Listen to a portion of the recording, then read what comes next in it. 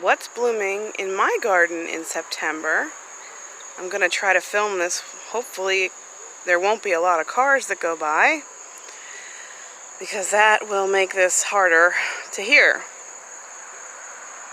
Alright, we'll start with this front garden here. And also I should say, what kind of interest is there in the garden in September? Because some things, like my sister Jill said in her video about the garden, is things of interest, not necessarily blooms. But here you can see this stone crop just going crazy. It's beautiful. There's a little bee.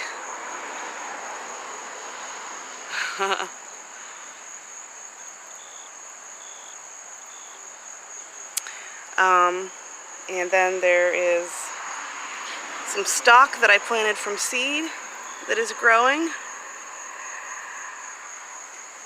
There's a little bit of yarrow left over down there. We got liriope there. And as my sister Jill also said, the marigolds have just gone crazy. If I back up, you can see how big that thing is. It's taken over the walk. And there's also portulaca. And we have the fennel that is great, even if it's just the seed heads. They're really pretty and good for bouquets and all kinds of things. Also, some interest would be these allium seed heads. Even though they're not blooming anymore, they're still really cool looking, and I think I'm going to leave them throughout the winter, because I think when the snow sits on them, it'll be really pretty. And I have a pretty pink rose blooming here. It's prettier in person. My camera's not doing it justice. And then I even have some phlox that's still blooming. There's some. Here, this white flower is called 4 o'clocks, and it's getting ready to burst open. They're so neat. They bloom at night, and they close up during the day. So I have those there. And then I have celosia there. Yellow and red. Zinnias, of course, always give you lots of color. These are down here, two different colors of salvia, a perennial salvia. Over across the path we have red sweet williams, yellow calendulas, and we have the blue salvia, the annual salvia, white butterfly bush, even some snapdragons there, still blooming. And this little blue flower here, I don't know what this is, but it is the coolest thing. Looks like forget-me-nots. And it has lots of seed heads, so I'm excited for that to bloom, or plant itself again for next year. Here's purple verbena. That's an annual, but I took cuttings of it, and it's rooted already. That's great. Over here we have some cosmos. We have the tall cleomes. They're annuals also. I have a white sweet william there blooming still. Another rose. This is from my sister Jill. I think it's a double knockout rose. She gave me 2 of those. That's nice. Truck noises. Here we have gomphrena. That is doing wonderful, and they're great for a dried flower. They're sort of like a straw flower. Blooming away. More snapdragons, red and yellow, and black-eyed Susans. And in here, this is another kind of salvia that is an annual, but I took cuttings of it, and I'm going to make a video soon on whether or not they're rooting. Here's more salvia. Different kind, but also an annual. Here is a little yellow rose, still kind of blooming. Another sweet william, portulaca. Oh, and my My lavender. My lavender is just happy as can be. It's just blooming away. I want to pick some of those and dry them before the season's over. And I have more out there, more lavenders going crazy. Here's another Gumfrina, a different color, blooming. Here's that other knockout rose. And these aren't blooming, but these coleus are so bright and gorgeous that they almost look like they could be blooming, how bright they are. And over here, I basically have the same things planted on either side of the main walkway, over there and over here. In this middle section, it's all the same type of stuff. So there's the white butterfly bush, the blue annual salvia, and this is a coreopsis that is still hanging on.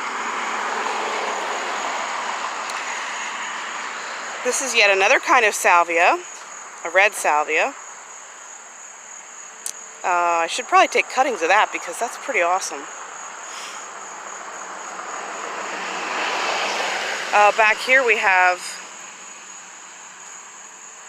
goldenrod. That's really pretty. Nice and bright in the garden. And I have another pink rose blooming here. So we'll go to the back garden, to the secret garden, and we'll see what's blooming back there. Okay, so here I'm on my way to the back garden, and this rose was here when we moved here. It's just blooming, and it's got buds on it. Lots of buds. So that's going to be blooming for a while yet. Here's a daylily, still blooming, and then these, my grandma used to call these August lilies. It's a hosta. But these lilies smell amazing. And if you cut this and take it inside, all these little buds will bloom in a vase. They will get big like these and they will bloom in a vase. So that's pretty neat. Here's another hosta blooming. This is like a little fairy bell bloom. Oh, yeah. Prettier in person. And there you can see all the hostas blooming white, and they smell so wonderful. We'll walk back through here.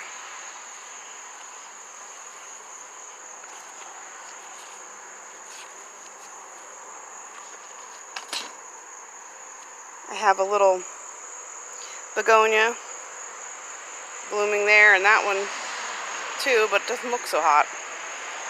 I think it got too much water. Here we have more of the August lilies, or hostas. And beauty berries. They are gorgeous to put in a bouquet. I am going to move some though, because you can see how they're just sprawling everywhere. But they're a nice, pretty color for this time of year. Adds color to the garden. Let's see, this purple flower over here, I don't know what that is. My sister Jill gave it to me, and it was given to her by a friend, and I never saw it before, and I have no idea what it is, but it's really pretty. And I have another phlox blooming, and this type of verbena, which I love. It gets really tall. These I planted later, so they're not huge, but they are really nice. I want to save some seeds from those. We have just a couple sunflowers still blooming. More stone crop there. Some more of this verbena. This area needs some serious help. I have to get back here and weed. More goldenrod. Even the catmint is still blooming a little bit. And then I have a pretty sunflower bloom right there. It's kind of a rusty color. The butterfly bushes, of course, always blooming like crazy.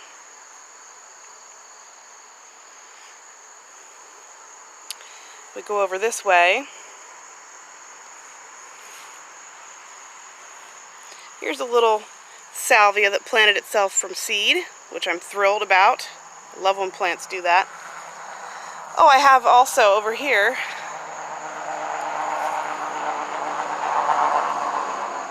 a globe thistle that's blooming. Right there, the little blue globe type flowers there in the middle. More goldenrod here. And then over here, I think this is called obedient plant. I could be wrong, I'm not sure.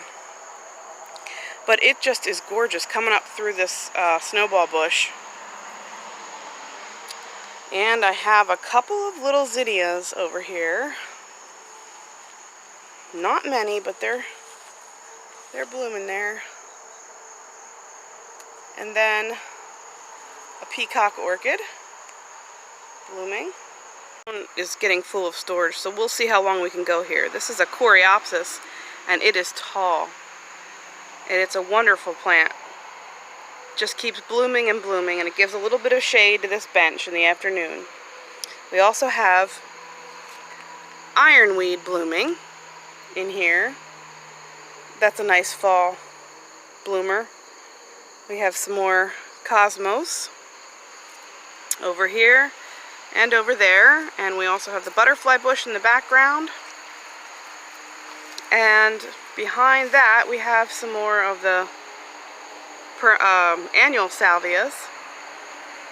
And in the morning glories that are growing up there bloom. So a few black-eyed Susans back in there.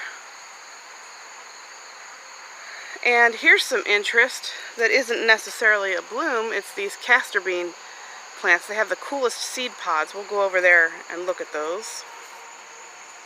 We have this white yarrow blooming and some portulacas in there too on the pathway. Excuse the mess over here. Work in progress. Here's more fennel blooming.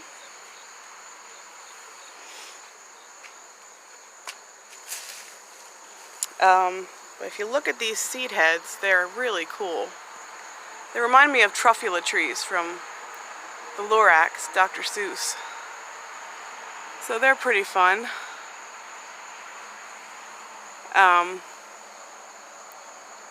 Yeah. So yeah, that's pretty much what I have blooming in my gardens in September.